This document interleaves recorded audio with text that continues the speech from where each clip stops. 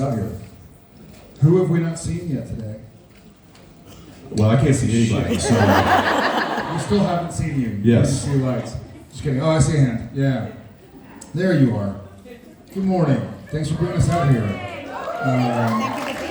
Before we just jibber jabber, I see a lot of people standing up and waiting, and we talk a lot. So let's, you want to start this off? No, I'm good. Then I'll start this off. Hello, where are you from?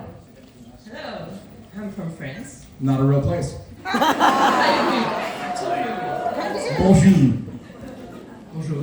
Merci. Bonjour. Bonjour. Huh? He's got it. It's good, it's good. So, hi guys. Hi. I would like to thank you for keep showing us for us, for being there, and I would like to extend my thank you to your wives and kids because they let us borrow you. So, this part I thank you. And then, because you always try really hard to make us smile and laugh and keep fighting, I would like to return the favor a little bit. So I have a joke for you. Yes. Sure. So, do you know the difference between a man and snowstorms? I like where this is going. What? Well, there is no difference because you never know how many inches you're gonna have and how long it's gonna last.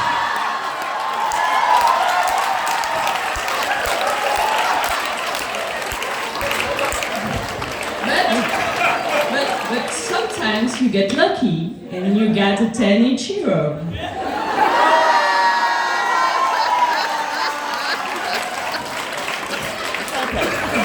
Merci. And that's why they invented a snowplow. It's a position, never mind. Do tell, do tell.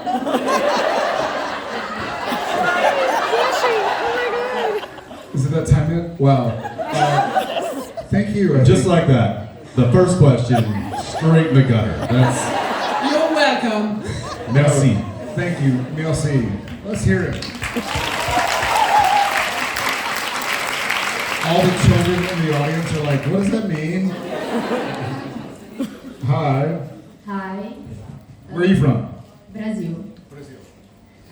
My question for you guys, since you're both wonderful actors, successful, and have beautiful families, what's your next goal, like in a short and a long period of time, like a big plan that you have right now? Great question. Life is like a snowstorm.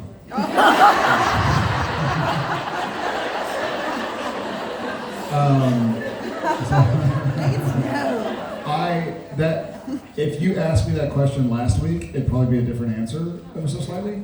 I'm currently unemployed. We wrapped season 4 on Tuesday.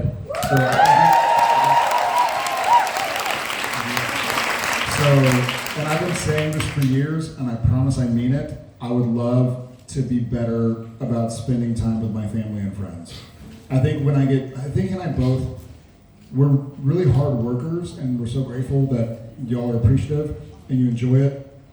But sometimes when you're working, I remember when Supernatural was going, like before season 1 and 2 and 3, I would take out my friends to a steak dinner and be like, it'd be June. I'd be like, okay, I'll see y'all in April. I'll call y'all in April. Like, I mean it. And they're like, cool, love you. You know. But I'd like to be better about returning phone calls and emails and texts to people I love.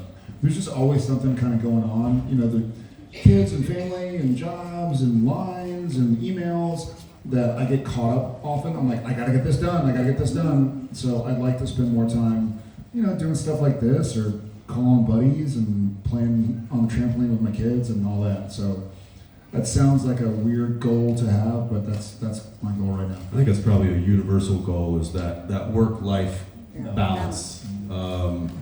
Yeah, and I agree with Jared. I think trying to continually find a balance between continuing to work, and which is not an easy thing in this industry, He and I have talked about that quite a bit. Just how grateful we are to have the success that we've had up to this point, and just hoping so much that success continues for as long as it can. But with that, because he and I do have such, I think, a hardcore work ethic that depletes other parts of our lives, largely our personal life, family, friends. So continuing to try to find that balance, continuing to work even harder to keep the career alive, but to also keep our personal life satiated, I think is probably a lot of people's goals. I think that's a common thing with a lot of people. For me, specifically, I've got some work coming up on the horizon that is going to make that a little bit more difficult. I've been lucky enough to be home for a large part of the last almost 18 months. I've done a little bit of stuff here and there. In fact, I was just away last week for a couple of weeks doing a project that was, a taste. I was like, oh yeah, I forgot. This is what it's like to be working all day, every day, and not see the kids. But it's something that he and I both strive for, and that we are kind of actively trying to keep an eye on, and to keep in check, and to keep balanced. And I'm still. He and I were just talking about this on the way here today. To be where we are in our lives, and to be where we are in our careers, and to still have work available to us, is quite a blessing and a success. So, we're gonna keep working, keep trying to entertain you guys as much as we can. And that's the thing, is like, what we do, we call it work, but he and I both love it. I know this guy loves it as much as I do. And so to be able to walk onto a set, to be able to bring characters to life, and to be able to tell stories and entertain is something that I get a lot of gratitude and a lot of, what's the word? Help me. I don't know. Satisfaction. Thank you. I get a lot of satisfaction out of. But I also get great satisfaction out of being home and being with my family and spending time with friends and spending time with you guys. And so keeping all that in balance is something that we work hard for, and hopefully that succeeds as well. Yeah, it's difficult, I think, what you're touching on, where we are right now, where we're both 20 plus years into the industry. It's a difficult industry, and he and I have both it's seen... bigger. Yeah. It's gotten much bigger since we first started out. And he and I both, starting in the late 90s, early 2000s, we've seen a lot of people come and go. A lot of really talented, handsome, and beautiful, this and that, and, are not working any longer, though they like to. And so early on in your career, whatever that means, oftentimes you end up there are people who just sacrifice everything to get work done, at least while they are, this before you have kids, before you have a spouse or partner. Like, well, I don't mind skipping a party. I don't mind skipping a red carpet or a movie premiere or something. Like, let them all go do it. I'm gonna stay home and work out or read this script or do something. And then it becomes habit, So you start working so hard, you're like, oh, I'll call my friend back tomorrow. And then tomorrow turns into next month. You're like, shit, I wasn't, avoiding you or ignoring you, but man, I've been busy. And the friends that stick around understand that. They're like, okay, you're in a weird industry. There are a lot of people on the planet who would love to have had a 15-year TV show. And so it takes a certain sacrifice. But then life changes, and now you're in your 40s and you have a spouse, you have kids that you love, and you don't have to make those sacrifices. You're just used to it. You're just used to waking up at 5 o'clock, getting out of bed with your spouse or your partner or whatever, and sacrificing sleep and sacrificing kind of normalcy. So I think now, ironically, I think he and I are both like, what does that normalcy feel like? And so it sounds like a strange goal, but I think somebody, my therapist, as a matter of fact, asked me the other day, he's like, okay, what are your hobbies? Like, what do you do if you have time off? And I'm like, That's cute. Yeah, I didn't have an answer. he was like, you know, if the kids aren't home and Jen's not home, like, what do you do if you have an hour? I was like, oh, I'll work out. I was like, what else? I was like, well, I'll look through my emails and see if I have any like work emails to do. He's like, what else? Like, I don't know. I didn't even answer. Like, I haven't. People talk about TV shows. I'm like, what's that? Like, what's that show you talk about? Or like, I haven't picked up a guitar in years. Do you read? Yeah. What kind of books do you like? Walker scripts. So I look forward to focusing on enjoying my interpersonal relationships a little more. I've had about a year and a half of me going to my wife, what am I supposed to be doing today?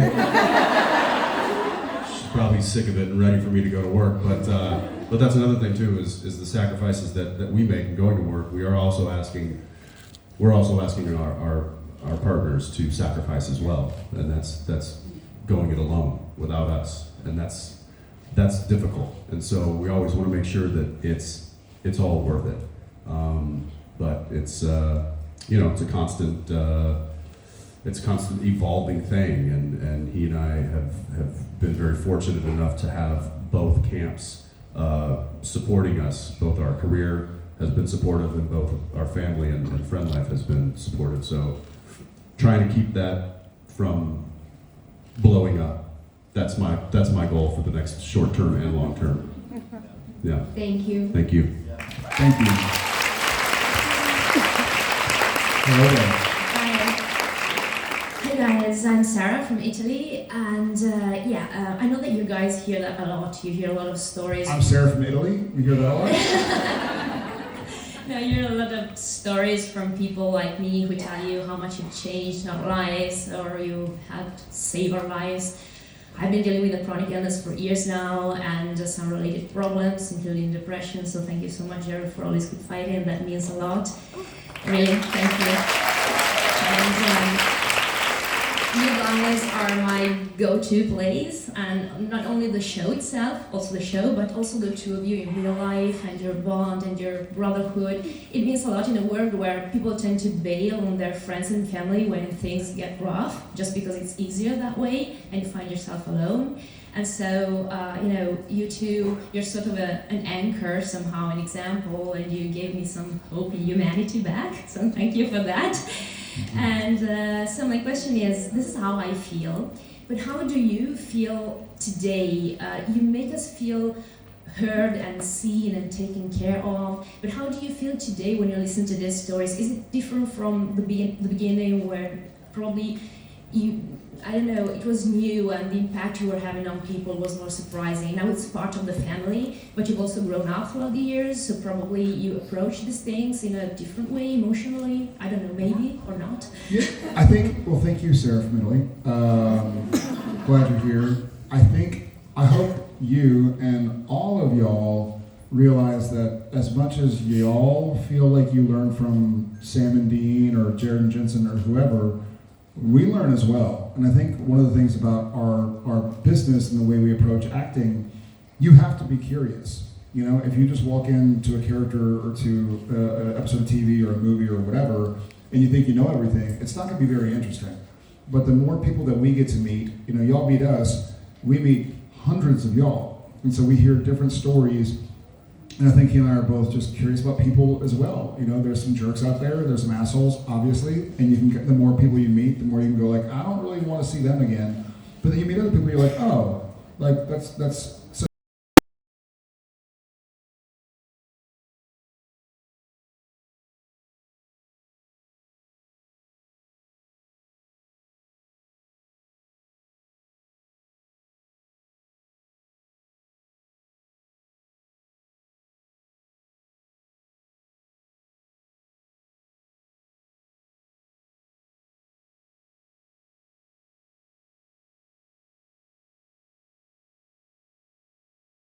Too, and so I feel grateful to kind of be in a position where I get to meet so many different people, and it just kind of makes you.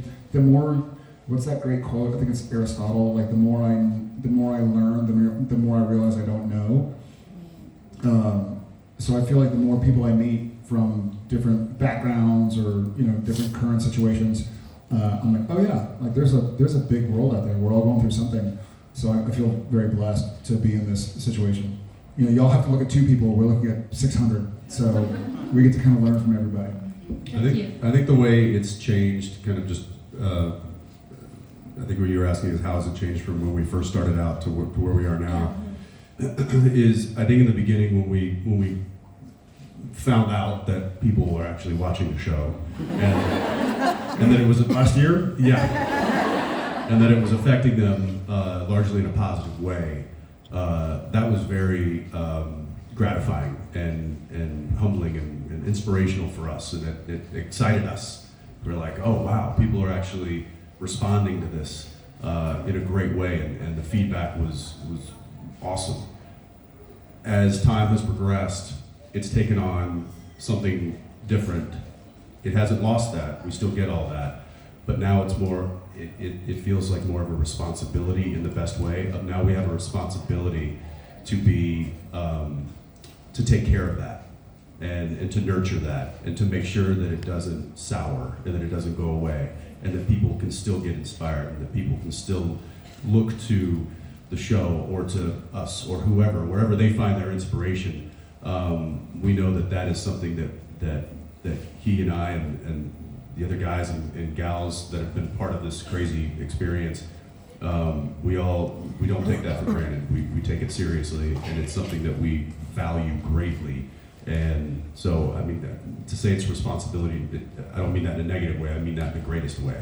It's something that we cherish, and it's something that we want to keep as safe as possible. And so, it's taken on that. That's probably the most, for me, that's the difference between when we first found out to where we are now. And I love it. I'm so happy that it's transitioned that way, or that it's grown that way, because it does. It means a lot to us as well to sit here and hear you, Sarah from Italy, that you found inspiration in things that we've been able to put out in the world, and that's what it's about. It feels like thank you. It feels like a tree. And to his point about in the beginning, it was he and I on set for 14-hour days or 16-hour days, or just a couple of little sprouts. Yeah, but like it feels like we certainly didn't do this alone. We didn't build the seed or build the park, but it felt for a long time that there's this tree, there's the seed. We're going to be the ones watering it, you know. And we had our crew and our writers and our fellow cast and all that, obviously. But it felt like there was a big weight on he and I specifically, he and me specifically. And so at first, he and I were taking care of this little seedling, and then it sprouted a little bit. It's like, cool, like, hey, it's out of the ground. And we kept on doing it. And then as the tree continued to grow, you show up to water it, and you realize that someone just watered it, and someone just pruned the branches, and somebody made sure to give it fertilizer or whatever. You're like, oh, now this is our tree. You know, this is no longer Jensen and Jared's tree that we have to take care of. It's like we're all taking care of it, but so the responsibility, I'm sure we all feel. And when he and I talked for years about when to, I don't want to say goodbye because that wasn't what it was, but when to kind of encapsulate Supernatural at the end of the 15th season. It wasn't like, hey, we're never going to go see that tree again. It wasn't like no one's ever going to appreciate the shade or grab an apple from its branches or something. It was like, okay, I think this is good right now, and it's healthy, and we can go back soon and see what else we can do if it's needed. I guess that's kind of how I think about it.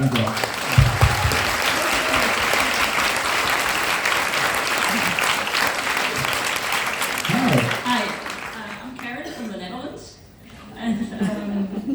It's been a while since you two have played Sam and Dean on Supernatural, so I was just wondering, when it's just the two of you, and there's nobody else around, do you just sometimes pretend to be Sam and Dean?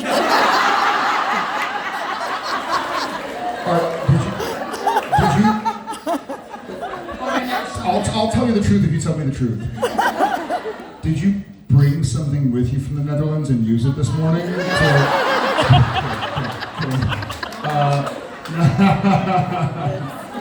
I don't know. That's a great question, a funny question. I don't think we've ever been asked it. I think there's a part of Jared that's Sam. I think there's a part of Jared that's Dean. I think there's a part of Jensen that's Dean and a part of Jensen that's Sam. Like, these guys were in our lives for 15 years. We lived with them, so I don't think we ever like go through scenes. Driving in the car, and it's just a two of you. And then you say, no, get this. Yeah. We'll pull out our weapons and our machetes. And Jensen says, well, shut up. I'm listening. Every now and again, when he and I are together and no one's around, he will kind of take a moment and say, "You smell that?" And I'll be like, "It ain't sulfur."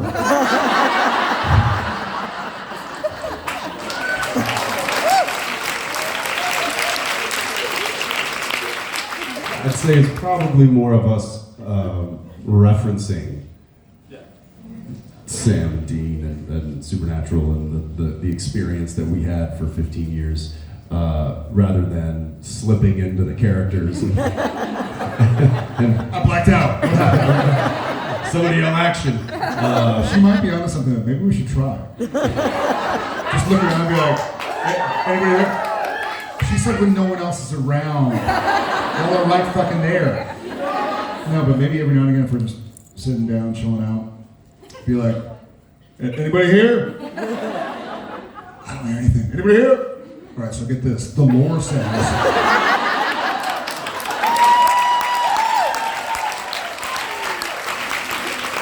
I'm not against it. We would also probably get arrested. We should, for Halloween, we should just go as Sam and Dean. And like cruise in the Impala around town. It's probably the easiest outfit to So find. easy. Got a flannel shirt and some boots. So easy. And we look just like them. Thank you. We look like they aged poorly. Just kidding. Thank you so much. Hello, my name is Maria. I'm from Croatia. I am easily embarrassed and I blush really badly. And I was wondering when was the last time you blushed and why were you blushing? Did you hear the snowplow joke? So it was 13 minutes ago. Blush. I don't blush, I sweat. Like when I get anxious or embarrassed, I just start sweating. Okay. Again, probably today. I don't know. That's a good point. I don't know. I don't know. This might be weird to believe, but I'm really bad at public speaking. No. It's like this. I feel like I can do because it's more conversational, right? This is just I'm just talking with you guys. But if I need to get up and give like a speech in front of a crowd of people that I may or may not know, man, that's hard for me. And I just recently had to do kind of an impromptu. I was just filming something, and when I wrapped and I was finished, people were like, speech, and I was like, shit. And so I had to stand there on set with a whole bunch of crew, some I knew and most I didn't, and basically thank them for an experience and try to say something of value and something meaningful. And I must have been beat red because I was stuttering and I was like, it's just really, you guys, this has been, and I don't, if you understand, please somebody hit me in the face immediately with a blunt object. So I don't know, that was just last week, so that's kind of fresh on the brain, but yeah, that was difficult, oddly, because it's not like I'm nervous getting in front of people and having this kind of conversation, but when I'm supposed to, off the cuff, say something meaningful to a mixed crowd, I get really nervous. And even if you know, that was me on Walker this week. Yeah. So anyway, that was recent. Yeah, that's too funny. Same. This past week, Tuesday, we wrapped, and they were like, "Hey, and that's a season 4 wrap on Jared," and everybody just got quiet. No one was going to speech, but I was like, "Oh fuck, they're wanting me to." And they're all staring at you like. Yeah, and I've known them for 4 years. Like us? No, but it's like I know these people. No, it's more like you better say something great. Other than that situation, which is funny because I kind of subscribe to the belief that I heard this one time and I loved it, and so I'll say it. But you can't rob a naked person. It was just to say, like, I kind of lead with. Well, they And it's clearly, still already, you can. clearly already robbed themselves of dignity, so that's. Well, but I feel like I lead with like, hey, I'm a fucking nerd. You know what I mean? Like, I'm not really cool. I have a cool job, you know, and I love telling stories, but I also love hearing stories, you know. So, like, don't expect anything neat from me. I'm just a fucking weird Texan moose. And so I under-promise a lot, I think, is the easiest way I avoid embarrassment. Not that's the correct way to do it. But, yeah. But you did well. You're not blushing. Sure. Well, oh, yeah. Maria Doesn't from feel- Croatia? Maria, yes. Maria. Yes. Well, you did great. Thank you. so much. Hi, I'm Naomi from Italy. And so recently I saw on Twitter a page about the script for No Rest for the Wicked, where apparently Kripke made a comment about how Dean is supposed to sing Wanted Dead or Alive, and he wrote, "No, Jensen, not in key." So I was wondering if you guys remember any other comments that the screenwriters has ever written on 15 seasons of Supernatural. I don't Like remember. directed to us personally. Yes, directly to you personally, which could make us laugh or whatever. I've had a few times where it's been in the script where it actually uses my name and it's like, or whatever Jensen wants to do here, which is odd because it breaks the fourth wall, so to speak. But yeah, it'll be in the screen and it'll just be like, and then Dean bites into a piece of food and then in parentheses, or whatever Jensen wants to inhale on this day. And then at other times it's been like, and then Dean turns and does something funny. We'll leave that up to Jensen, and so. But I think that speaks to the comfortability that the writers had with us as performers, and also as stewards of these characters and of this story. They knew that we were going to do something that was first in character, but secondly, that was good for the tone and the story that is Supernatural. So there was a lot of trust, and that trust was printed on the page quite a bit. Not all the time, but quite a bit. Those were a couple of times I remember. I was gonna laugh at first. I was like, I don't remember what No Rest for the Wicked was about. What was the episode? It was the scene. It's the episode where the scene is when Sam and Dean are in the Impala and they sing "Wanted Dead or Alive." What season was that? Season 3, guys. It's the last. 15 seasons! I know, but it's the first time that you died, Jensen. You should remember it. I died like 130 times on that show. Yeah, but you never forget the first time. Clearly I did. I believe it was the episode where Sam is soulless and he bought a prostitute and he's working out, and I think in the stage direction it was like Sam shirtless doing sit-ups, abs rippling or something, and I remember looking in the mirror and like, I don't know what the fuck they think Sam looks like. I don't know what Sam they're talking about. Yeah, basically. I was like, Sam Ewan? Yes, exactly. Hey, Sam Ewan, you gotta come do. But it was like, muscles bulging. And I was like, who the fuck do they think they're writing? Muscles. Yeah, exactly. Beyond that, I've forgotten a lot of. Yeah. Thank you. Thank you so much. I'll watch No Rest for the Wicked. How are you? Hi guys, I'm Connie from Austria.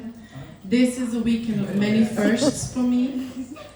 Sorry, what? This is a weekend of many firsts for me. So this is my first convention, the first time I see you guys, the first time I talk to you, obviously, and I'm a fan since season 3.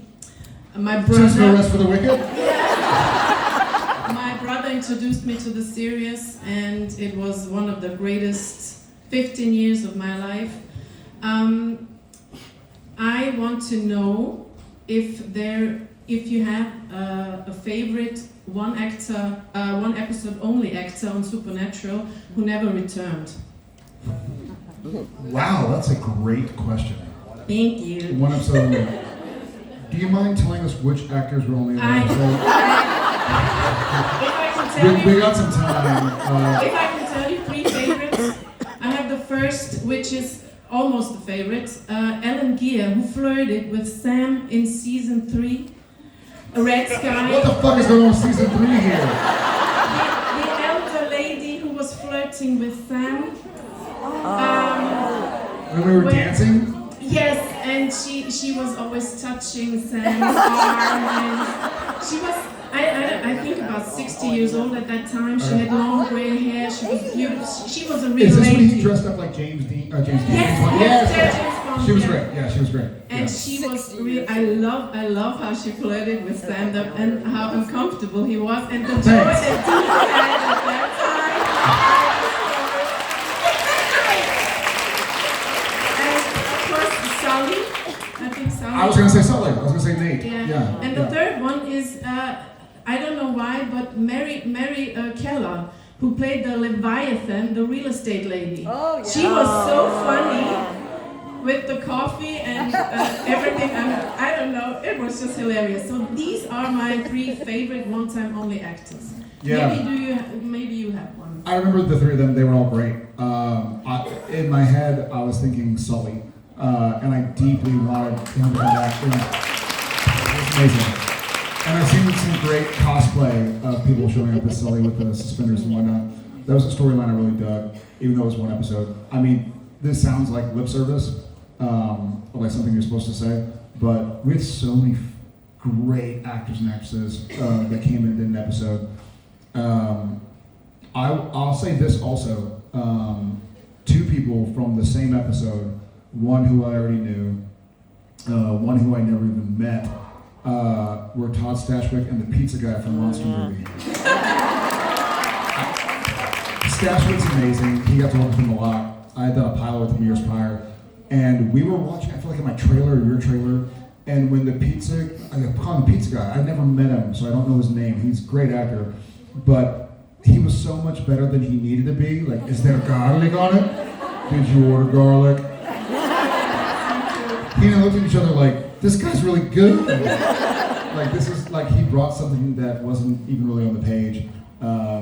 But those 2 pop up just because I recently watched the shows of that episode. Yeah, somebody, anybody? It's hard because a lot of the fond memories I have of guest stars were because they were so good. They usually brought them back. They found a way to like Charlie was supposed to be a one-off. Mark Shepard was supposed to be a one-off. I wish you had been. Well,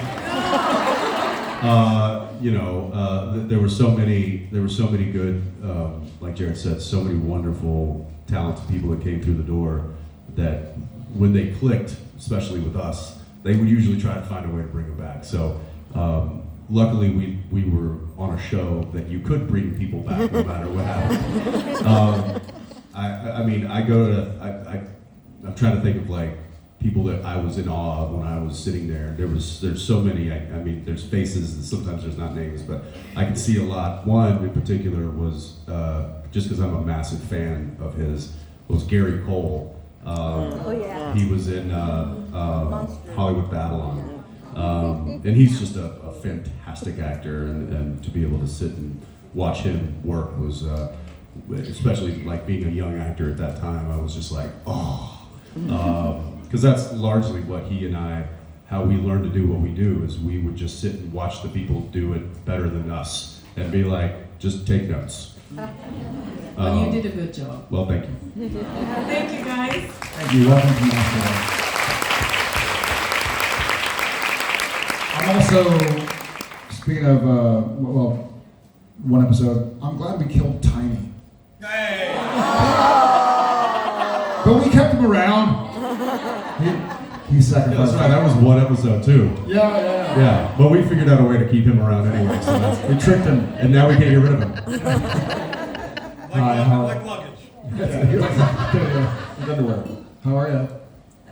Hi, my name is Anke. I'm from Germany, and I want to know what was your most favorite unscripted scene or your least favorite scripted scene or moment. Yeah. Great question. I'm thinking about a moment where, yep, where Sam gets possessed by the Meg demon and finally gets exorcised, but he had been like kind of torturing Dean, and so Dean reaches over after Sam is back to Sam, like what happened, and just punches him. He's like season 2, Jesus. That wasn't scripted. There's so much that wasn't necessarily scripted, you know? Certain moments. One of my least favorite things, maybe my least favorite thing that any writer can put into a script is like, Dean cries, Sam breaks down, Dean tears up, Sam and, you know, whatever, do this. I'm like, because there were so many, if you were to go through all of the scenes of Supernatural, which there are many, and then watch the episodes, rarely was there a sequence where it was like, they get emotional, where we did, and there were so many where they don't even mention that we get emotional, but you just feel it. You're just there and you're like, wow. I hate it when it's like, this is where I'm supposed to cry. Because sometimes you don't even know. You'll go through a scene and you'll go like, oh shit, like that's hitting deep. And it's not because it's scripted. So, offhand, God. I think there's a lot of moments, especially like some of the emotional moments. One comes to mind, which is the barn scene. Which one? Which one? The most recent one. Yeah. Genius. The last one. Where I'd be interested to go back and look, and I can't remember if, you know, maybe they didn't use it, but to go back and read that scene on the script and see how word for word it was on the performance, because I feel like there were takes where I know I would like maybe repeat myself, or I would say some things that I thought were, you know, dove into the emotion even more, and it wasn't something that I planned. It's like just I felt it. You just feel something, and when you've worked with somebody for so long and you're so comfortable with the character and you know the story so well, you can be available for those things to hit, and you can act on them, and you can say those words, and you can say something that just makes it feel more real. And I feel like we did that in that scene. There was some dialogue that may have been added or massaged, or you know. I don't know if it was ever added to a revision or if we just did it, but like the callback of like, I can't do this alone, yes you can, well I don't want to, it's the exact same words that Dean said the same, and vice versa. So there was stuff that wasn't scripted initially, and that goes back to an earlier question about if there's stuff like, Jensen, do whatever you want. Like the feeling of that scene was like, here guys, we know this is here's the template. Intense, here's the template, make it y'all's. Like y'all know Sam and Dean more than anybody ever will, you make it yours. And so he and I had a couple months because then COVID happened, the pandemic, and so we made it ours. It was so hard to rehearse that scene. Even it was scripted where I was on the ground. Yeah. And Jared comes up and kind of cradles me, and I'm, you know, like effectively dying in his arms. And which would have been so long to try and carry your ass. And I felt really strongly, and I've told this story before, but I went to Bob Singer, who directed that episode. I went to him a couple days prior, just thinking about that scene, because it was a monster, it was looming, and it didn't feel right to die laying down. And I said, hey, is there any way, because they were still building the set, I was like, is there any way, can we figure out a way for me to die on my feet? And Bob was like, how the hell are you gonna do that? Who dies on their feet? And I'm like, Dean Winchester dies on his feet.